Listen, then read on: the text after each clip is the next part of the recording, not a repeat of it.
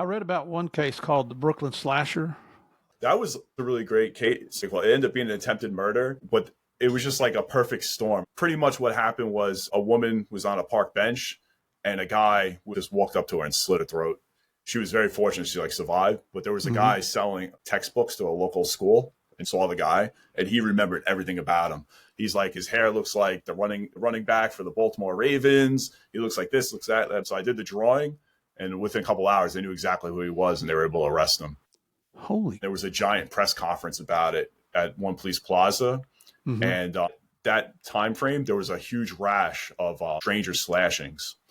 The mayor, the police commissioner, all they had a picture of my sketch. We were actively looking for these people, and we just caught this guy, and it just blew up. And then, but that was my first really cool case, and it just kept going on and on. It's cool doing work, getting out there, helping people.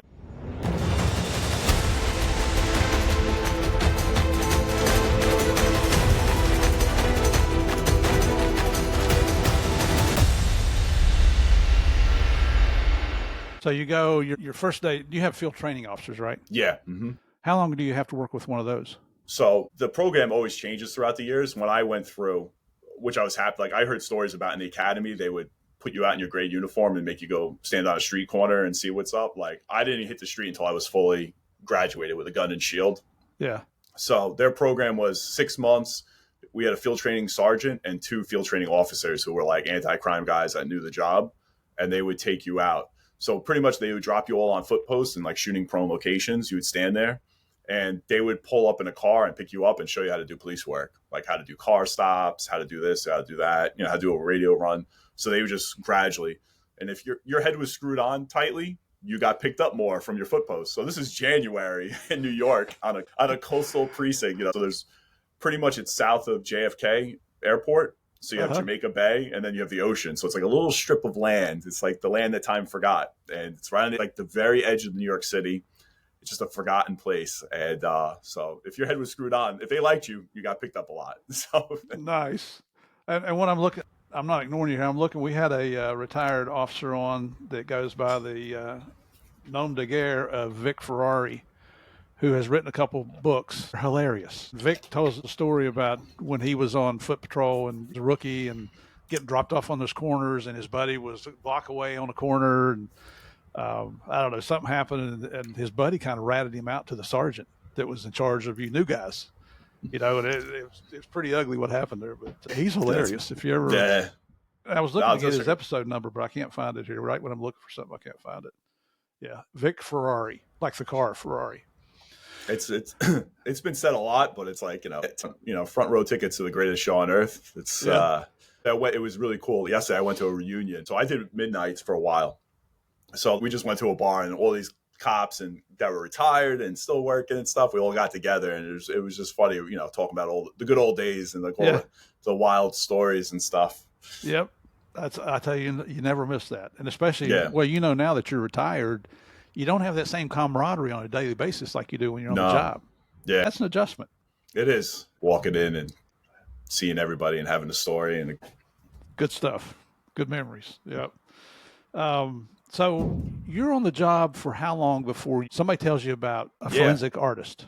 So one of my good friends, he was one of my team leaders in the Army. He was from New York originally. He's the one that told me to take the NYPD test. Thank God I Mhm. listened to him. He took the test too, so we both got hired. So he was in the Bronx. We always kept contact. In 2011, he calls me up. He's like, "Hey, you want to do an interview with Tom Brokaw on the Intrepid?" I'm like, "Yeah." It was for American Movie Classics. So they Wow. wanted to interview us because they liked our story, how we're both in the military and went to Iraq together and then went to the NYPD together. So we did an interview and met Tom Brokaw, really awesome guy. When I was there was a bunch of higher ups from the NYPD and they're like, "Hey, he says you can draw really good." I'm like, "Yeah, I can draw." They're like, "I'm actually good friends with guys in the sketch artist unit. You should talk to them and see if there's a position opening." And I'm like, "What?" I had no clue. Yeah, I'm like, "What?" I didn't know anything about this world of sketch artists. So they made a phone call. I went in and I talked to the senior artist who's a first grade detective, this guy, Juan Perez, legend in the sketch artist community. So we did the whole interview and he's like, "Yeah, man, we'll do a test and we'll see how you do. And, we'll go from there." So I went in, I took the NYPD sketch artist test, did really well, thank God. And he's like, "Man, we really like you and everything. The only thing, this is a 3-man unit. you have to wait for me to retire, kid. And I'm like, okay. So I went back to They throw that hook out there, and then when they hook you. That was in 2011. So he ended up retiring in the end of 2014, and they picked me up in January of 2015. So I went back to, running around chasing bad guys for the next couple of years. The thing that's crazy too, like retrospectively thinking back, if somebody came in and took that test and did better than me, or just I would have been asked out, and my life would have had to go a different way. I was very blessed, and everything worked out. And he retired in 2014, and got picked up and went right into the detective bureau and started that whole adventure. Well, so the 9 years that you're on patrol, what's the most memorable case on those first 9 years with NYPD that you remember? I know there's a ton of them. You guys, I mean, how many? I don't. You might answer 30, 40 calls in a shift, right? So the one thing that was nice about our precinct was it was a violent precinct. There was a lot of activity, but it was very seasonal. So you caught your breath. In the wintertime, that place would freeze over, and there, it'd be nothing going on. But in the summer, you had a lot of, violence and, people getting shot and stuff like that, and gang activity and everything. But I'm trying to think. I did 5 years on patrol on midnights, and then I went to the conditions team. At the time in the precincts, they had conditions, which would just be anything the CO wanted taken care of in the command that you would target. Like, oh, you got to do this. There's drug-prone locations, go here, go there. Then they had SNU teams, which would do all the narcotic stuff in the precinct. And then you had anti-crime, which were going out there trying to get guns off the street and everything. But just a lot of stories, a lot of wild stuff I don't talk about. It's so funny. Understood. But vehicle pursuits and stuff. What's up? I'll get. You want a story? Sure. First of all, what's a SNU unit? It's their street narcotics. Okay. So now tell us a good story.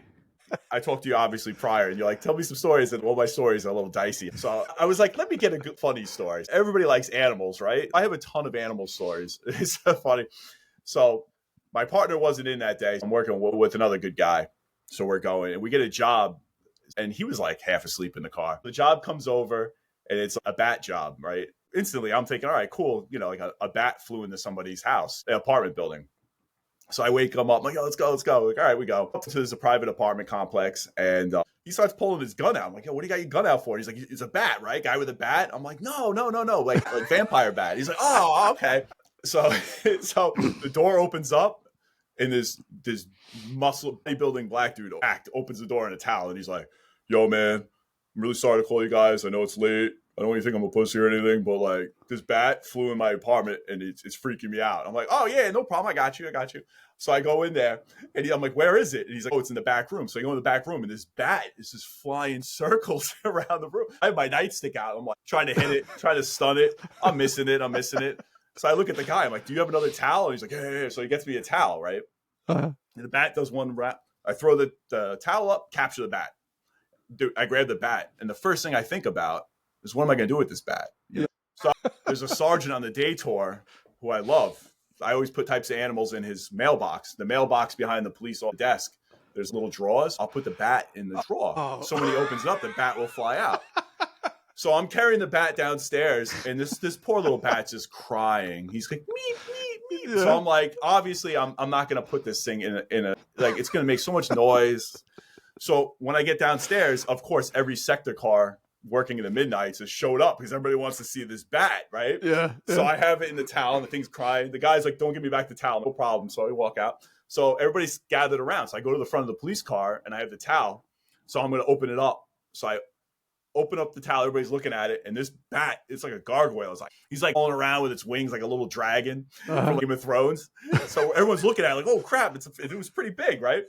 The bat jumps. The bat takes off, flies in a couple circles, goes right into somebody else's open window in the same apartment building. Oh, so I'm like, I go over the radio. I'm like, 91, non-crime corrected, and we all drive away. So the whole night I'm waiting to hear somebody call about a bat that flew into their house. So like, never got a phone call. That bat went right back into that building, right into somebody's window. It was like a summer day. So funny. That's hilarious. So funny, man. But, it was like 7 of us. We're all sitting there, and we're just like watching this thing. And they just went, oh my God, they just went to somebody's house. I can see your sergeant coming in here and opens that drawer and a bat flying out. So yeah, one day I'm driving near the bay, and it's at night. and I see all these lights out on the water. So I get out the car. I'm like, oh, it's a bunch of guys out there fishing for crabs. So I'm like, hey, come over here. So the guy's like, oh, we in trouble? I'm like, no, ain't in trouble. What do you got there? He had all these crabs. And I'm like, can I have one? He's like, yeah.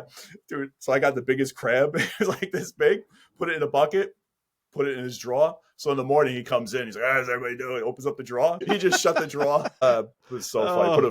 Put a frog in there one time. Yeah, he's a good dude. Good dude. He must have a good sense of humor. When I was a city cop in West Virginia, we had a janitor. We had one janitor, 35-man department. Clifford was his name. Clifford was an old guy. He was in his early 70s. And out in the garage, the where he brought prisoners in, that's where his cabinets were for cleaning supplies and all that. And one of the guys, I don't know how he did it, but caught a possum on the side of the road, stuck it in Clifford's cabinet. And we'd pick Clifford up like at 3 o'clock in the morning. He'd come in and start cleaning. He went out and opened the locker door, and there's that possum ready to attack him. Yeah. Clifford came in looking for a gun to go out there and kill that possum. Like, no. We'll get it out for you. Don't worry about it. Yeah. It is funny. You got to have things like that to relieve the tension, and most everybody in the police department has a very good sense of humor, and they don't have thin skin, and not everybody, but most everybody. Yeah, it's just like the day to day. No, it's a lot. It was good though. I got like same thing with the military, like going over Iraq. Got like a lot of wild stories. Same thing with the police department. I never felt like I missed out. Had a lot of cool stuff. Yeah. But keeps coming back, doesn't it? Yeah. It's good.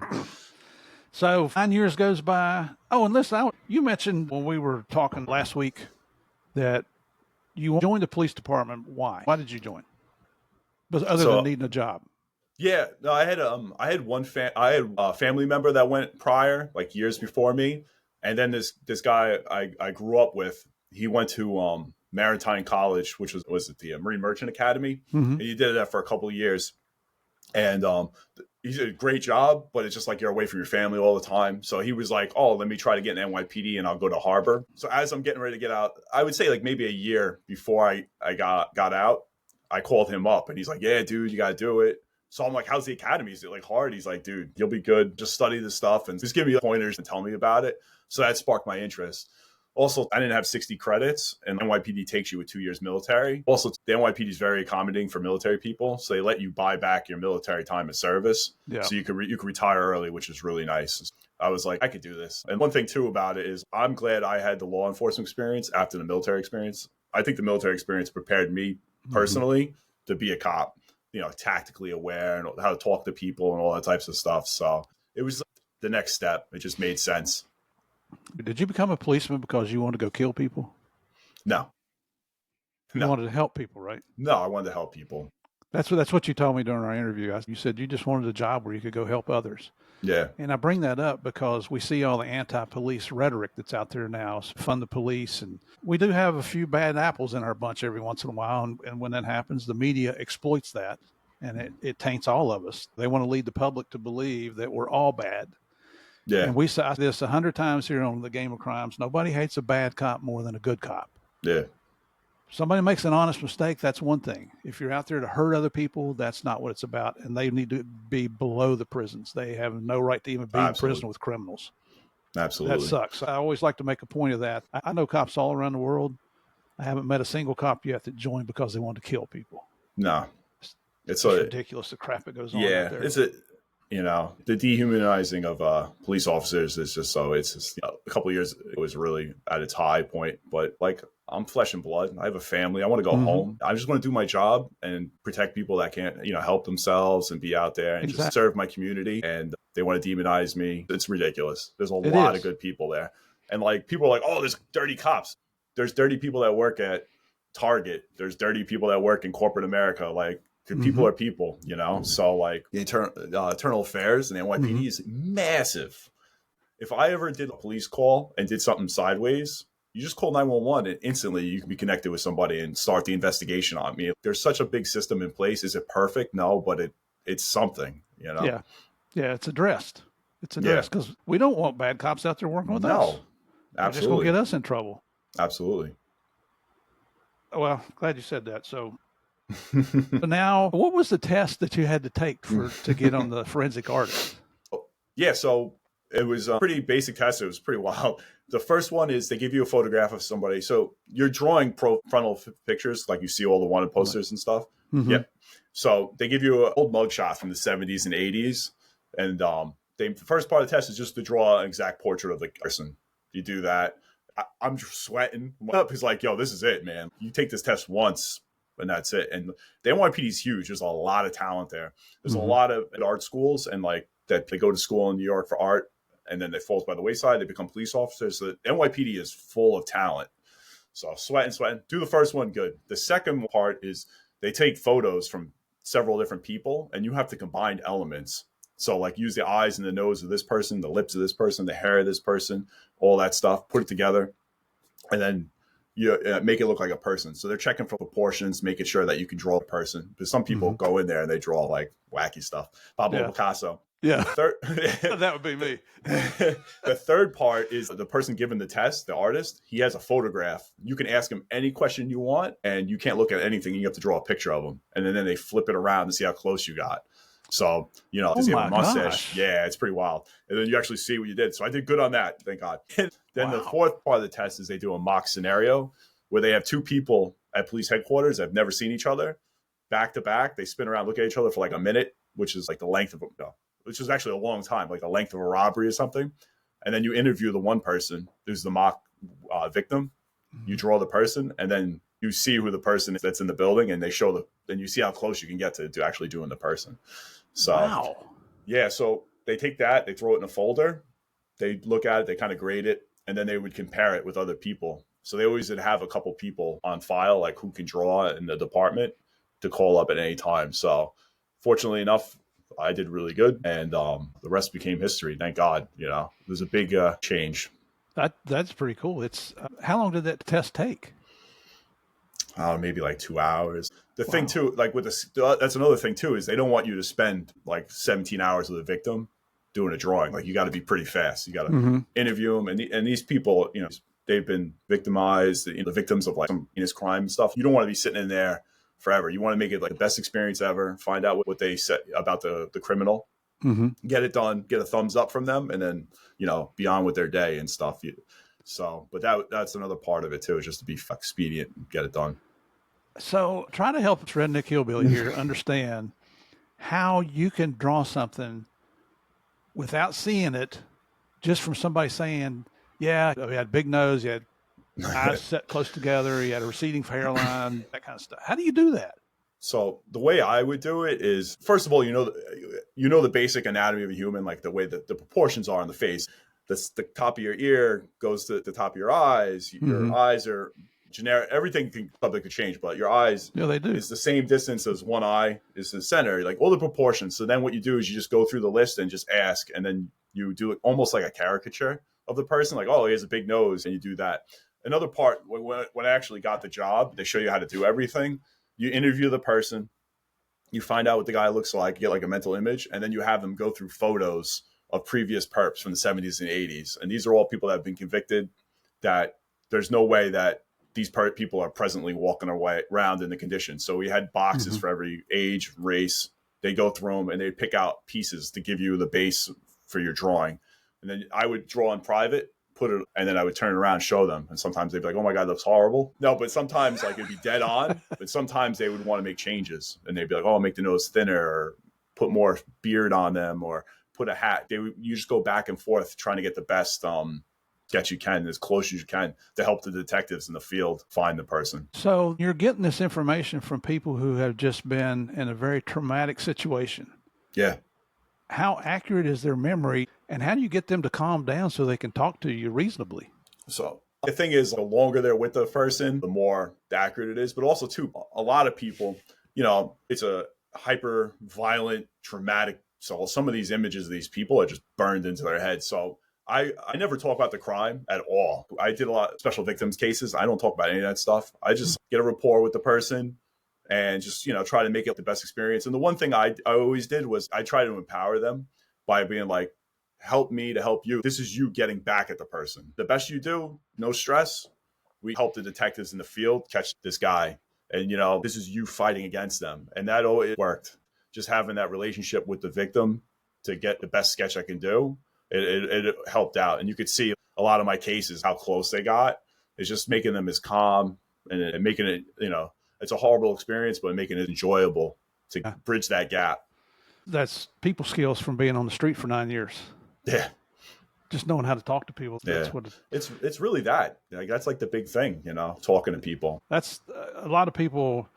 Yeah, they've seen Narcos or they've seen the podcast or whatever, and I get a lot of messages, especially from young people. We were in the college circuit, university circuit there for a while, and still are to a certain degree.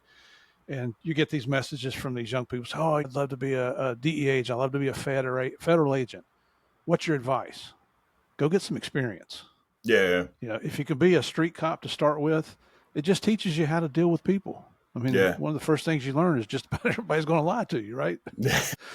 You can't believe what they tell you. But you can see the difference. Like, I was a cop for 12 years before I became a Fed, and I didn't even know what DEA was. A buddy of mine's the one that told me about it, and he'd been a Virginia State Trooper. But when you get on the job, the agents, and this is not 100%, but a lot of the agents that don't either have military or law enforcement experience or even really professional experience, you can tell because they're not comfortable talking to others. They haven't developed those skills yet. And depending on where you're stationed, you eventually will. Yeah. But it's just a handicap to start with when you don't have that background to fall back on. And I can't imagine a rookie coming right out of art school and becoming an artist with a big police department. Well, that was the thing. So like sketch artists are unfortunately like dying out just because of cameras and TV and everything is just like on video. But when I became one, I had a list of every artist in the country. It was less than 100. So about 20% of them were civilians. And the NYPD though wanted you I became a detective. I fell into the detective bureau, but they wanted people with all the police law enforcement background for the spot for the reasons why you're saying, and their opinion was they wanted that whole investigative detective background to, help with the cases and, do the best you can. When you got in the unit, did they send you for any additional training or this is just natural talent? All the sketch artist training was all done in-house. We had like my senior artist was showing me how to do everything and was that. But then I did other detective bureau training and stuff like homicide, special victims. I did all the regular detective bureau stuff. But like all that and just the experience, looking back my first year there compared to when I left, I had it down pat down to like, you could do it no problem. Did you ever try any of the computer programs where you bring in different mouths and mustaches and all that? No, we'd always draw in pencil and paper, and then we would import it into the computer to enhance it. But I know there's some programs the FBI used to, I think they still do, where you just click like the features and stuff. But we did it really old school. So the unit was made in 1957, and we kind of just added stuff to it, but we pretty much old schooled it all the way to the end. Yeah, after you and I had a conversation, I did a little research on sketch artists in law enforcement. And I'm thinking, okay, you got 38,000 cops and you've only got 3 artists in NYPD. And then I think I was looking at Texas and they've got like 2 that are kind of with Texas DPS, which includes the Rangers, but they also farm out to the local, other local law enforcement agencies for the whole state of Texas, which is huge. It's just amazing. But I guess the modern technology, like you said, but even the cameras, the quality of the video cameras, and most of them is horrible. Yeah, my big customers in the detective bureau were special victims, transit robbery, cold case, like homicide, a lot of stuff that you didn't have cameras accessible, but a lot of daily, like I used to be in the 90s and the early thousands of cases, and we went down to hundreds just because of technology. Could a beat cop call you and ask you to come and do a sketch, or does it have to be a detective? No, usually detective. A beat cop would refer to the precinct squads, and they'd go from there and stuff. But what was great too is like, throughout the year doing cases, like I had a rapport with like a lot of detectives all over the place. So like I had people that didn't even know that the sketch artist unit existed, and they'd be like, "Oh, you're on a dead end in this case. Call my boy Klein up." And they call me up. Yep, no problem. Come on in. We'll take care of you. And and I give them a sketch and give another angle to help them go down. So the great experience. I had a lot of awesome cases working in the sketch artist unit, all different types. So I read about one case called the Brooklyn Slasher. I think it was in March and 16. Can you tell us a little bit about that? That was a really great case, and it was what do you call it? It ended up being an attempted murder, but it was just like a perfect storm. I'm trying to remember what happened. There was a reason why it took off. But pretty much what happened was a woman was on a park bench and a guy wearing an American bandana mask just walked up to her and slit her throat. She was very fortunate she like survived. But there was a guy selling textbooks to a local school, and he was just like walking along and saw the guy, and he remembered everything about him. He's like, his hair looks like the running back for the Baltimore Ravens. He looks like this, looks that, boom, boom, boom. So I did the drawing, and within a couple hours, they knew exactly who he was, and they were able to arrest him. Holy cow. Yeah. There was something going on in the city, and there was a giant press conference about it at One Police Plaza. And, you know what it was? That time frame, there was a huge rash of stranger slashings. So that case, they locked him up pretty quickly. So the mayor, the police commissioner, all of them there, they had a picture of my sketch, as like, hey, look, we're actively looking for these people, and we just caught this guy. This guy's, and so that was there, and it just blew up. And then got interviewed for a bunch of stuff about it. But that was my first really cool case, and it just kept going on and on. It's cool doing work, getting out there, helping people, and then you just see it out in the public, It's just... Very cool. And for our listeners, if you're interested, you can go online and see that. And they've actually got his sketch next to a picture of the defendant. And it's scary. It's pretty close. Yeah. It's wild, man. It's just like, once again, I'm just a tool. That was what that guy said. If that guy said he had clown hair and a big red nose, I would have drawn that. Right. But that he made it happen. His recollection was able, I was able to get it out. So you went in and, 15? And then you retired from the department when? 23. Yep. So in 8 years, or almost 8 years, how many sketches do you think you drew? Dude, hundreds. Hundreds or thousands? Yeah. Nah, I don't think, not about, maybe up to almost to 1,000, but it was a lot. But like every type of case you can imagine, from sexual assault all the way up to, one of the cases I had at the very end was a old case, a guy that was murdered in 1975, and I had to reconstruct his skeleton, and they ended up catching the guy, and he pled out and is currently serving pretty much the rest of his life in jail for a homicide. Yeah, pretty wild stuff. Which is, if you had to pick one case that is most memorable to you, that you're most proud of, would those be one of them? Or yeah, that was a really good case. And it was nice. Like I left on that a high note. Like they did that work, and I started that case like probably 2 years before I retired. So like to see that come to fruition as I walked out the door. But I had one case, I'm not going to say I'm happy about, ecstatic, but it's an odd case, but it's definitely a memorable case. A couple of years back. So I had a case where it was a 15-year-old girl got raped by an 18-year-old boy walking home from school. He pushed her into a bathroom. So this is an interesting case. So I interviewed her, did the case, the sketch, and it was blasted all over the media, pretty hardcore. And it was everywhere. They did a press conference on it. It was going. So I was checking on it on the news all the time, seeing if they caught anybody yet. Nothing. The bathroom where she got raped, they had my sketch up, everything like that. So I'm actually dignitary qualified trained. So I'm protecting the president of Hungary. I'm Times Square and I'm walking. So I'm checking for the story again because it was all over NYPD news and the story's gone. It's completely gone. So like an hour goes by. My wife sends me an article from the New York Post about the case. So the kid saw this sketch online. He's like, shit, they got me. And he committed suicide. He jumped off a building and died. Yeah. So my sketch killed somebody. Yeah, but that's pretty wild. And if you read it, the kid, his friend was like, yo, they know exactly who I am. They have my drawing up everywhere, and the kid committed suicide. So that's a pretty wild. And I know some people probably think we're cold-hearted, but kid made his choices. Yeah. He didn't have to jump off that building. He didn't have to rape that girl. Tragic. Yeah. But that just showed you like the power of that sketch. Oh. Yeah.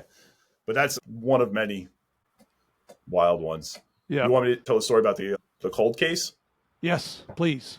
Yeah. So this awesome detective brought the case in. It was a cold case. So I'm going to try to remember. It's a really long case. I'm going to try to remember as best I can. A woman was going through therapy, and she remembered some traumatic event from the 70s. And she's like, my stepdad used to molest me. He came home one day with body parts in a bag. So the shrink is like, oh my God, you need to tell the police. So she goes to a local precinct. She's like, listen, when I was a little kid, my stepdad, bad guy, brought home a garbage bag with body parts in it and had me help him bury it in the backyard. So Oh the my detectives gosh. are like, how do you know it was a body in there? And she's like, a bone fragment pierced through the plastic bag and actually stabbed my leg. So they go to the house. They tell the new family living there, like, there might be a body back in the backyard. Mind searching it? Like, no problem. They get the warrants, everything like that. They bring a cadaver dog back there. Dog sits right down. Next thing, so they excavate the whole backyard. So they find body bones and everything in a plastic garbage buried centered. There was a bag buried in the corner, but a shed was built there. So whoever built the shed must have dug it up and just thrown it out. So they never recovered the head or anything like that. So they got the bones. So they did DNA test. I forget who they worked through, but along with the FBI, everything like that, they figured out relatives of who this person is. And the guy went missing back in the 75. So the guy was in his 80s. He was kind of a little off, a little haggard. He would kind of just like wander the streets and stuff like that. But he always kept lots of cash in his pocket. So he went missing. So all the family members, they contacted. So we know it's this guy. Can you draw a picture of him based on there's no photos of him, by the way, no photos. Can you draw him based on his DNA records? It tells all the different things about him, male, white, approximately 6 foot, this and that. And also we have some of his relatives, his nieces and nephews. If you look at them, can you put together a picture? I never tell anybody no. No problem. Hang up the phone. I'm like, hey, I'm going to do this right, one? I'm like, yo, we got all the magic behind the scenes. Got to make it happen. I look at all the family members and they all have the same eyebrow structure, the same nose, facial structure, everything like that. So I do a couple drawings of them with different facial hair, switched around, but the same guy.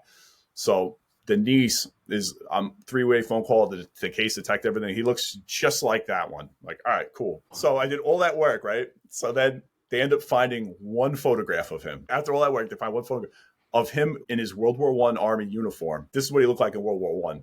Can you age progress him? So I'm like, yep, no problem. So I actually took that photograph and age progressed him to his 80s. And it looked close to the original drawing I did. And that's what they used to help with the case and everything. So they showed that sketch around. So what happened with him was he was walking home and a local barber was like, hey, you want a haircut? And the guy was like, yeah, no, I'll get a haircut. He went in there. The barber killed him, locked up, killed him, cut him up in pieces, took his money, and then buried him at home. So they were able to use that sketch.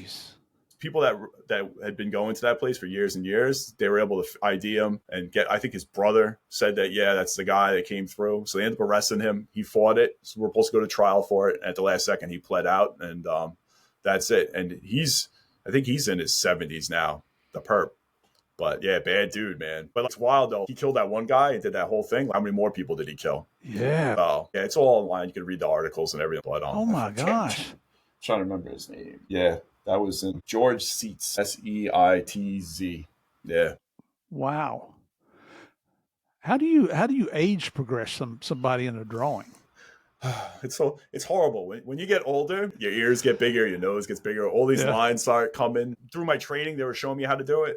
And then like you just see it, It's funny now. Anytime I see somebody, I can imagine them like 50 years older. Oh, geez. So that kind of cuts down to your dating life, doesn't it? Yeah. I know what you're going to look like later. So, but that was a really, really cool case. And and I was just a small part of it, The case detectives flying all over the country because all the victims' relatives, they were all over the place. Utah, California, Florida. And that was a regular squad detective who got that case. But just great work and to find justice for that poor guy that was murdered so many years ago. You know what? That's good teamwork and bringing all your tools that you have available to you to the table and solving a crime. Yeah. How many years after that murder was he arrested? Do you remember? I think so. I think 2021 is when he got arrested. So and the crime happened in 75, did you say? 75 or 76. Yeah. So he was in his 80s. So they had a missing report too from the 70s when he went missing and stuff. That had all the information on him and stuff, how much he weighed and stuff like that. So, but there's a shot in the dark. Yeah. Unfortunately, I did a lot of cold cases. It's so hard. I had a murdered newborn baby that was found in a garbage bag. And that case is from the 90s and never went anywhere and stuff. But, hopefully in the future, but that one manifested to the rest of the guy, which is awesome. Real justice for that poor guy. So, and you said, I think January 23 is when you retired from the police department? Yeah. Was there a reason why, or you just wanted to try something else? Or? It was this time to go. So I started a side business doing artwork and stuff like that. And that was just doing well. And I was like, it's time for the next chapter. Also, too, like cases started coming down a bit. And it was just the writing was on the wall. Like, how long is the artist unit going to be around for? Yeah. And unfortunately, they just disbanded the unit a couple months ago just because a lot of the manpower in NYPD, they're going through manpower crisis like most police departments. So all these specialty units are really getting looked at, and people are getting reallocated and stuff to fill in for patrol and all stuff like that. Yeah. But I saw the writing on the wall, and let's do the next chapter. I had an awesome ride, next challenge. So between your military time and your police time, how many years retirement did you have? 20? Over 20. Yeah. Yeah. Good for you. Man. Yeah. It's, the other New York cops that I've talked to here on the show, they hit the 20-year mark and they're like, yeah, it's time to go. Yeah. And then, Rick and Vic, they talk about how busy a shift is. I tell you what, when I was a city cop, and this is a small town, West Virginia, but if you got 6 calls in a night, maybe 8 calls, that was a busy night. Yeah. Everything else is more on view. It's things that you roll up on doing proactive law enforcement. I remember when I came back from South America, I got stationed in Greensboro, North Carolina, and there was the 400-man department, 400 officers plus. And there were times when we'd be out doing things and we'd need a uniform to maybe do a traffic stop or a prisoner transport. And, we'd have a Greensboro cop with us, and they call into dispatch, and they would call out 10100. Not a single officer available. Really? Yeah. Everybody was on a call. It's just, I guess, the sign of the times, how busy things have gotten. Yeah. So now you start your own business as an independent artist, and that's what you're doing now. So what's your specialty? I just do a lot of like pop art, movie, nerd art, whatever. And I came up with a brand called Battle Tribe. And I wasn't a big social media guy. And one of my friends is like, for artists, Instagram's a really great platform. You can put all your artwork out there. So I did that. And with my background, a lot of people enjoyed it. And it just kept growing and growing. And then I started doing commission work for a lot of different companies, Cry Precision, Oakley, Black Rifle Coffee, like a lot of different veteran organizations and stuff, and do some nonprofit work. And it just kept growing and growing. And I just do that and can work from the peacefulness of my home and just keep going. So for those corporate events, what is it you're drawing? Logos, business logos, or what? Yeah, business logos, merchandise, T-shirts, stuff. I've worked on a ton of different stuff. I also do animation. I've done animation for music videos and stuff. I've done 2 children's books. There's a gentleman, if you Google him, there's a great guy, Christian Craighead. He was a British SAS guy that was at the Nairobi hotel terrorist attack, killed a couple terrorists over there. So me and him became friends through social media and then friends in real life. And then he reached out to me, you want to do a children's book with me? I'm like, absolutely. So he did that. It's a good seller on Amazon. And then, wow. Really just like, that's the one great thing is I have this foundation from law enforcement, and now I'm able to do whatever I want to do. And I just like whatever project comes up, you want to get involved? I'm like, yeah, no problem. And I get involved and just lend my artistic ability as best as I can and just make stuff happen. A little bucket list. Are you making a good living at it? Yeah. Yep. Doing very well with it. That's fantastic. I mean, you're taking a God-given ability here and then you become an entrepreneur. And that's it. And plus you served your country in 2 different capacities. Wow. And I looked you up on Instagram. You're doing pretty good on there. You got 55,600 followers. Yeah. And on TikTok, you got close to 16,000. That's pretty good. One other thing, I found an award that you didn't tell me about, and that you got Cop of the Month in 2015 from the 107th Precinct Community Council. No, there's another guy with my same name. Yeah. Oh, okay. Yeah, he's my evil doppelganger. So yeah, I got a community award in I forget what year. I think 2010 in the 101 precinct. You said the 107. I was like, oh yeah. Yeah. Award that you got. What was that in reference to? It was 2 guys doing a robbery. So I got them and they had a gun in the car, and that was pretty much it. Pretty simple cut case. But it came from a community council, not the police department? No, what happens is every month they put up somebody for the Cop of the Month. Mm-hmm. So they always put a couple names in, and everybody looks at the stories, and whatever the one was the coolest one for the month, we get a plaque and an award. Cool. Yeah. Those are the best. Yeah, that's it. So I looked up your battle tribe, and for our listeners here, go on Etsy, ETSY, and just type in battle tribe. It's amazing. The amount of stuff you have available in here, those little stickers. I mean, he's got clothing, you got action figures, you got hats, you got t-shirts and hoodies. It's impressive. I tell you what. And I've looked at your art on Instagram, and it's extremely creative. Yeah. I try to do like wide range. I do like really serious stuff, and then I do funny stuff. You know, I do cartoons, I do animation. There's so many different things. And the greatest thing now, one of the things with social media, there's a lot of downsides of social media, but the one thing is just the reach and the accessibility to do what you want to do. You know, it's marketing. Yeah, that's what you need in a business. I've been trying to do that here for a few years, but you do realize it's funny because when we retired from DEA, my partner Javier and I, you could not find us on social media.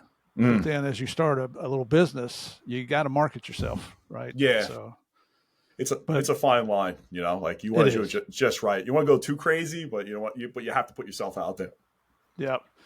It's and it gives people around the world an opportunity to send you hate mail too. So that's just always enjoyable. Absolutely. It's enjoyable. Yeah. Here I am all these years later still pissing people off. So for our listeners here, if you want to find Matt online at Instagram, it's Matt Rendar, Rendar. Okay, Matt Rendar, not Matt Klein. No, although I think I typed in Matt Klein to start with, and that's where I got the Matt Rendar. Oh, you had told me about that as well, so I knew about that. On TikTok, it's the same thing, Matt Rendar.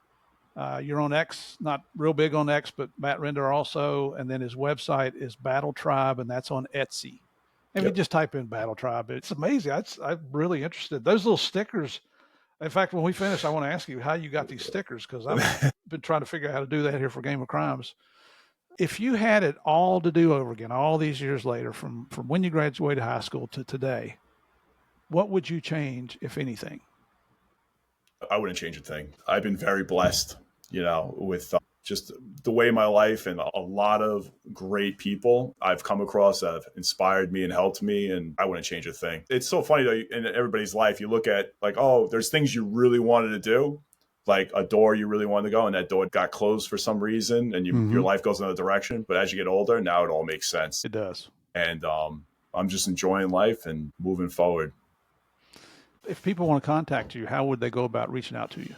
Best way is, I would say, through Instagram. That's like the most active I am. You just DM me and I'll get back to you. Yep. Excellent. So hey, everybody, if you're looking for any kind of artwork, go on there and look at it. I'm not kidding. It's impressive. It's really impressive, especially what you have on Etsy. Thank you.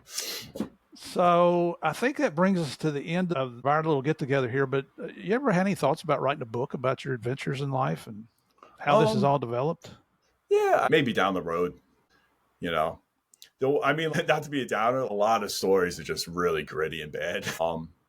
But yeah, maybe down the road. I'll tell you, my wife tells me, you're like Forrest Gump. I've just met so many great people and just weird situations.